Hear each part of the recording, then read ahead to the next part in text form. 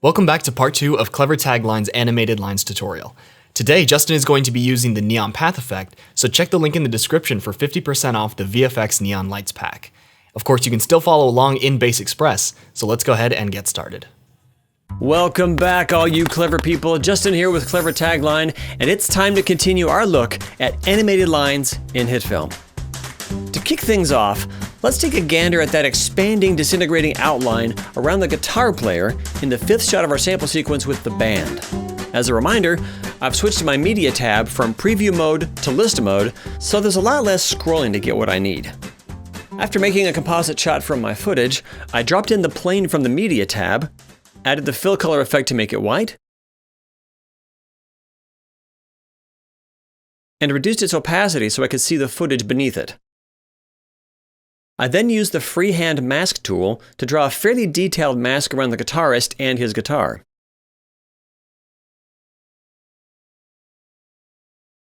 After increasing the mask's roundness to about 5 or so, I pressed Command D, which would be Control D on Windows, to duplicate the mask, setting the duplicate to subtract.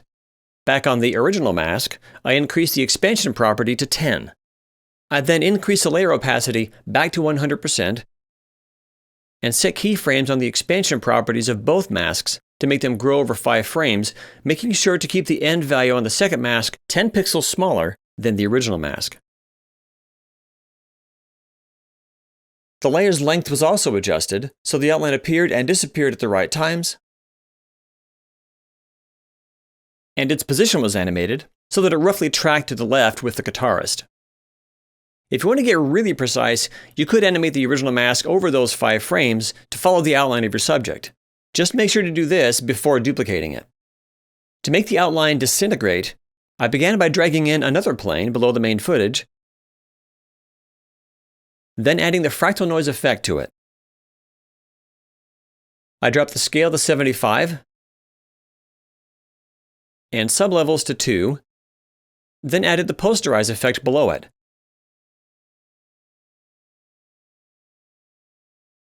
Setting smooth source to 0, colors per channel to 2, and smooth to 0.01.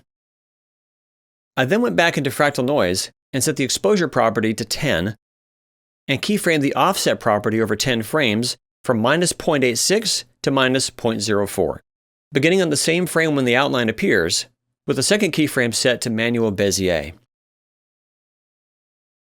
That made the fractal noise go from fully black to fully white in a nice blotchy sort of way. I then turned off the visibility for this layer, added a grade layer above it, then added the set matte effect to my outline layer, setting source to the grade layer, matte source to luminance, and a blend to subtract, which made the fractal noise pattern drive the disintegration of the outline. The other line animation of sorts in this shot is the edge of the tearing transition at the end.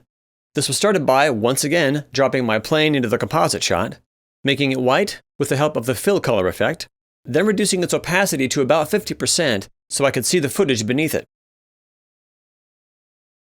I then made a pair of overlapping masks, the first one covering most of the top left of the frame, with numerous points along the diagonal path that the guitar head followed.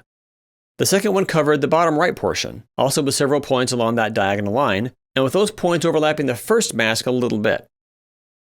On the frame before the transition was to start, I activated keyframes on the path property of both masks.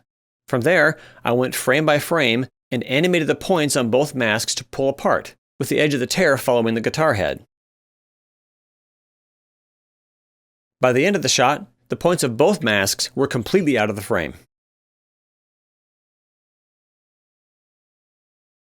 Then I returned the layer's opacity back to 100%, right-clicked on the layer, and chose Make Composite Shot, moving masks and effects into that new comp.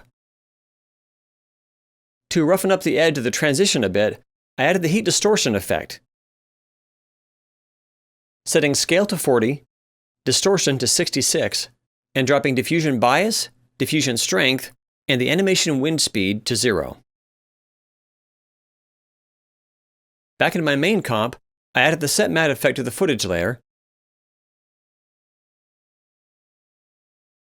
setting the source of this transition comp I just made, which created the look of tearing away the footage. The white outline for this transition can be made in a couple different ways. If you're using the latest version of HitFilm Pro, you can add the outer glow effect directly to the footage. Setting the color to white, opacity to 1, size to 15, and spread to 100%. If you're using HitFilm Express or an older version of Pro, duplicate the footage layer. On the bottom copy, add the invert alpha effect, then the matte cleaner effect. Set the choke property to 15 pixels, then add another invert alpha, followed by fill color. To tweak the outline width, go back into matte cleaner and adjust the choke value. Now let's return to the close-up of the guitarist and talk about those animated silhouette lines. You probably can't tell, but there are actually two different techniques on display here. I'm going to cover the easier of the two techniques in this video, which uses the neon path effect, available in HitFilm Pro or in Express as part of the VFX Neon Lights pack. In a composite shot with your footage, add a black plane above it. Onto this plane, add the neon path effect, and set its blend property to none. Under inner glow, turn the width down to 0. Under core, turn feather down to 0. And under path, set start width and end width to the same number. I'll use 30 for now, but this could be changed later. Using the freehand mask tool, draw a mask that follows the outline of whatever you want to trace with your animated line. Even if you only want the line to follow part of an object, like the left side of the guitar in this shot, go ahead and make a closed mask. We'll take care of hiding the unwanted portion later.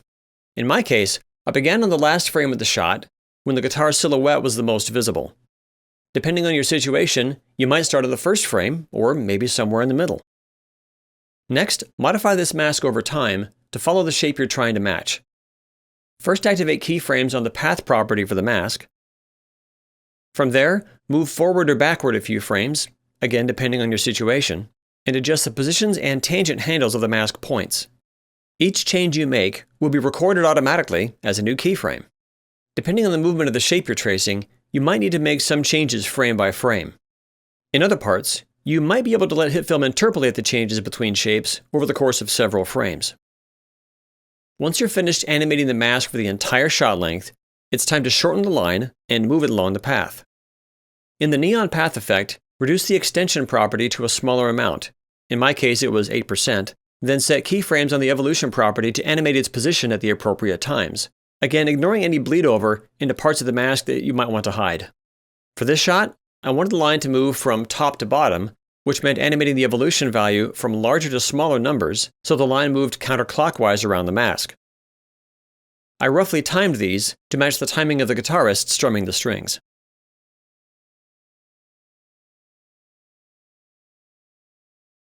With the line animation done, right-click on the neon path layer and choose Make Composite Shot, making sure to move masks and effects into the new comp. Now you can go back into the comp containing your footage and add any masks you might want on this nested comp to crop out unwanted bits of the line. In my case, a simple 4-point freehand mask with a couple keyframes did the job. That's how to create the easier of these two effects. For an in-depth look at the harder technique, head on over to the Clever Tagline channel. A link can be found in the card on screen or in the description below. And that, my friends, wraps up this two-part look at a whole lot of ways to make animated lines in HitFilm. I hope this has sparked some ideas for you, and I can't wait to see how you apply these techniques to your own projects. Until next time, Clever Tagline. If you missed part 1 of this tutorial, click the card on screen. Be sure to subscribe, and thanks for watching.